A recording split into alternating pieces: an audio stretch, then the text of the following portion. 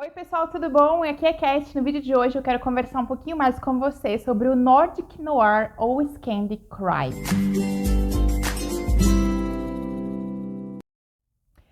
O Nordic Noir, ou Noir nórdico, Scandi Crime, é um gênero da ficção policial muito famoso em filmes, livros e séries de TV, principalmente nos últimos tempos. E uma característica comum desse gênero é que os livros são ambientados nos países nórdicos. E nesse caso eu falo da Dinamarca, da Noruega, da Suécia, da Finlândia, da Islândia, países muito frios geralmente. Esse estilo narrativo ele se estabelece principalmente ali na década de 60 nesses países, mas ele ganhou uma força mundial um pouco maior nas últimas décadas através de alguns nomes de best-seller como o Jonisbo e o Stieg Larsson, que você provavelmente conhece. É um estilo narrativo que eu leio bastante, é um dos meus gêneros favoritos, eu adoro a maneira como os nórdicos escrevem a literatura policial. Aqui no canal tem várias resenhas de livros nórdicos, se vocês quiserem dar uma olhadinha. E eu já notei que geralmente quando eu falo do Nordic Noir ou do Noir nórdico, muita gente não sabe muito bem qual que é a diferença, o que ele tem de diferente em relação à literatura policial americana ou à britânica.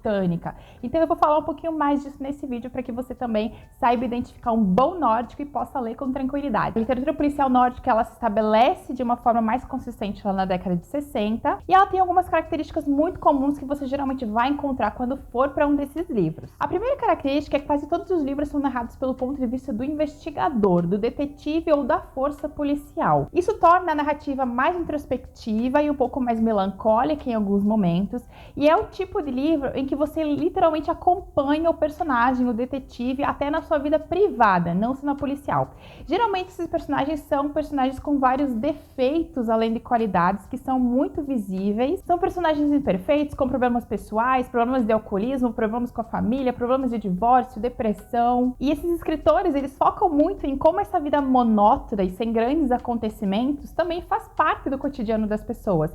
Geralmente o detetive, ele não é um super-herói, ele não é uma pessoa que tem poderes assim que ninguém consegue descrever. Ele é uma pessoa comum, com problemas comuns e que tem que resolver aquele crime, que tem que descobrir a verdade. E esse é um dos pontos principais da literatura nórdica, é você acompanhar uma pessoa comum resolvendo uma situação excepcional. A segunda característica que eu acho que é uma das mais identificativas em relação à literatura nórdica é o ambiente. As narrativas são ligadas aos elementos naturais. Quando eu digo elementos naturais, eu estou falando realmente de neve, de frio, de chuva. Esses romances são ambientados geralmente em países muito frios, em que a neve é uma constante durante o ano, o frio é uma constante. E as narrativas são muito conectadas a isso. Então você geralmente vai ter um crime que acontece no meio da neve, um corpo que é encontrado no alto de uma montanha, uma nevasca. É sempre algum elemento natural que dificulta a situação tanto do detetive quanto da sua equipe. E essa costura com os elementos naturais, ela traz um isolamento para os personagens e para a narrativa. Você sente aquela intimidade como se eles estivessem à parte do resto do mundo. E mesmo quando os personagens estão em capitais ou cidades muito tumultuadas, com muita vida,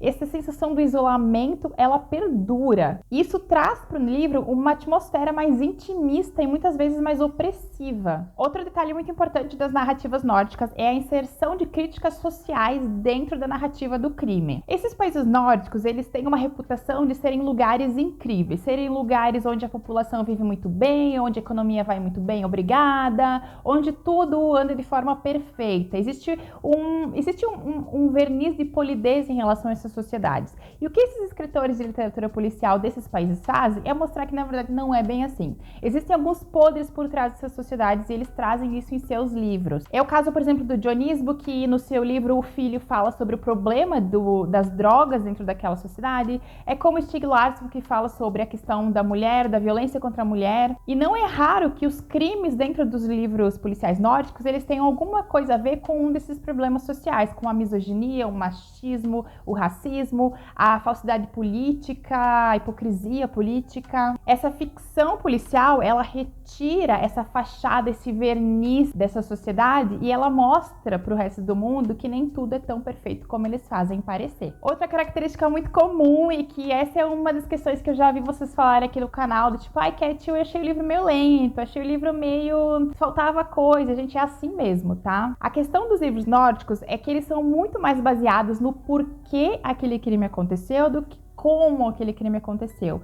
Ele foge um pouco daquele whodunit dos britânicos, por exemplo, que só quer descobrir quem fez, ou daquela questão mais frenética que os livros policiais americanos são muito bons em ter, e eu gosto também, mas aqui as narrativas são mesmo mais pautadas nessa narrativa um pouquinho mais lenta, mais descritiva, com todos esses elementos que eu já falei anteriormente, e tem esse ponto de apoio no protagonista, na sua vida pessoal, profissional. Então as narrativas nórdicas, geralmente, elas são sim um pouco mais lentas, elas são mais melancólicas e elas são realmente mais focadas na questão do ambiente, da sensação, do que você sente enquanto está lendo e quanto você se apega ou não àquela realidade. A quinta característica que você com certeza vai encontrar em vários nórdicos por aí é o fato de que muitos autores nórdicos são, na verdade, duplas, usando pseudônimos, e às vezes até são casais.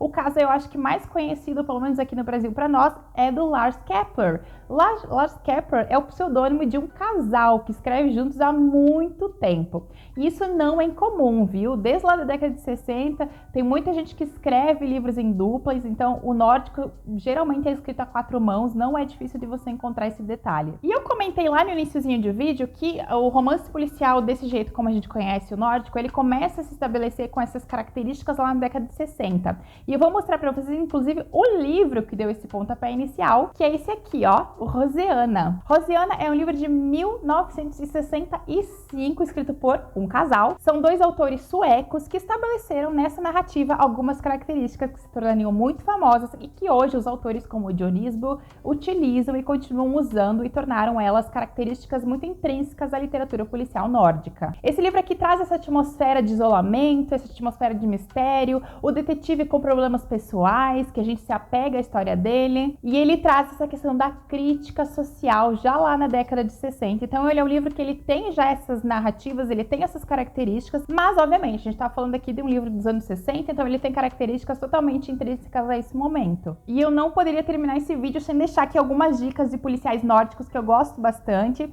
Vários deles já estão aqui no canal, se vocês derem uma olhadinha, uma procuradinha, eu vou até tentar deixar alguma coisa aqui nos cards para vocês. Vou começar por um autor dinamarquês, que é o Søren Sveistrup, que escreveu As Sombras de Outubro. Esse aqui é um dos melhores nórdicos que eu já li, é um romance alucinante, tem resenha dele aqui no canal, e ele virou série que está na Netflix, tá? Então se você quiser assistir também, já tem uma adaptação. É impossível falar dos nórdicos sem indicar o Stieg Larsson com Os Homens que Não Amavam as Mulheres, a trilogia Millennium. Essa trilogia reúne algumas características, quase tudo isso que eu falei aqui pra vocês está dentro desse livro aqui, viu? E é um livrão, vale muito a pena ler, vale a pena conhecer, e com certeza ele é um dos expoentes dessas narrativas. Uma autora que vocês não podem deixar passar quando falam dos nórdicos é a Camilla Läckberg, que começa aqui com Gritos do Passado. Esse aqui é um livrão. A Camilla, ela escreve muito sobre esse isolamento de vilarejos pequenos. Quase todas as narrativas dela se passam numa cidadezinha muito pequenininha e que traz geralmente essas características que eu falei, todas concentradas num lugar muito pequeno. Outra autora que eu indico assim demais para vocês é a Kristina Olsson, que escreveu Indesejadas. Ela é uma escritora sueca. E lembra quando eu falei sobre as questões sociais? Então, a Kristina traz muito dentro das narrativas dela a questão da violência contra a mulher e da misoginia na sociedade sueca. Esse é um dos pontos que ela trabalha em seus livros. E claro que também não posso deixar passar um dos autores mais conhecidos da literatura policial nórdica no momento, que é o Dionisbo. O Dionisbo vive em Oslo. Ele tem acho que o livro mais famoso dele é O Boneco de Neve, que também é excelente, mas eu quis trazer hoje para vocês esse aqui, ó, O Filho, porque esse aqui é um dos livros que ele fala sobre a questão da droga dentro da sociedade de Oslo e como essa questão está inserida nessa sociedade, porém com panos quentes, com as pessoas acobertam, a polícia acoberta, a política acoberta, e aí ele traz além da questão narrativa do crime, do mistério que ele traz nesse livro, ele também fala sobre essas questões sociais intrínsecas a esse lugar. Espero que vocês tenham gostado de conhecer um pouquinho mais sobre o Scandi Crime, sobre o noir nórdico, e espero também que vocês tenham ficado com vontade de ler um pouquinho mais sobre esses livros que eu comentei aqui com vocês. E é isso, gente. Espero que tenham gostado. Beijão e nos vemos no próximo vídeo.